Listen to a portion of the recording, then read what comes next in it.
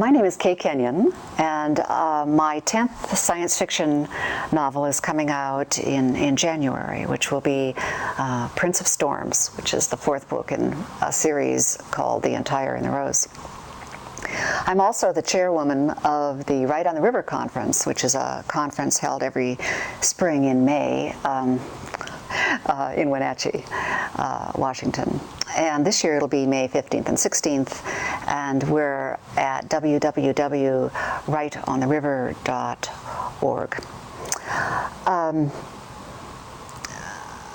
I've been asked to just give a little bit of a tip about writing fiction, and the one that comes most readily to mind is a question that a lot of beginning writers ask me about the problem with the middle of the book.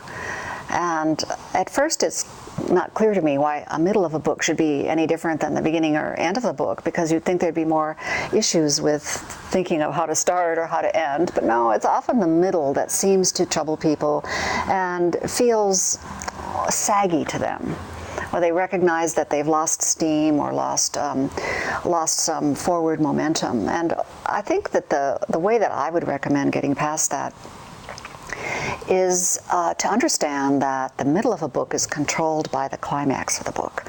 That is, once you set a scene that is the culmination of the story problem and that brings the forces of antagonism onto the stage in a way that is so powerful and so escalated that you can't imagine it being any more intense, then the whole middle of the book marches forward to that point.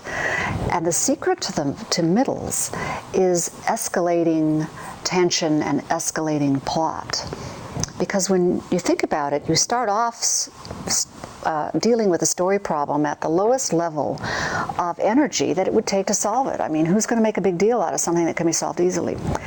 And then the forces of antagonism are going to come back at you and foil you. So then you've got to escalate. That is, the protagonist has to escalate his or her response to that. And thus, it's a step progression that keeps coming up. And as long as you are escalating the tension and the conflict, you will not dare sag in the middle. It's a way of moving not through the middle, but moving toward a destination that forces you ever upward. And it is important when you do your planning of your book that you frame your novel between the climax and the inciting incident, the thing that changes the protagonist's comfort level and their everyday approach to the world. Whatever sets your story problem in motion, that's the inciting incident. And when you bookmark your book with these two things, you have a straight line progression that will keep you on target and move you forward through that past page 200 to page 400. It's that area that most readers will put a book aside, and where you want to be sure that you're hooking them and bringing forward your most devious plot elements and escalating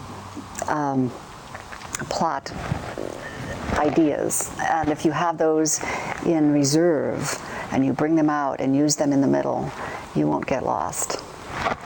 I just want to mention that I've used this technique over and over again, and in my series, The Entire in the Rose, I always move towards that climactic point, and I find that it keeps me on target and keeps me from straying.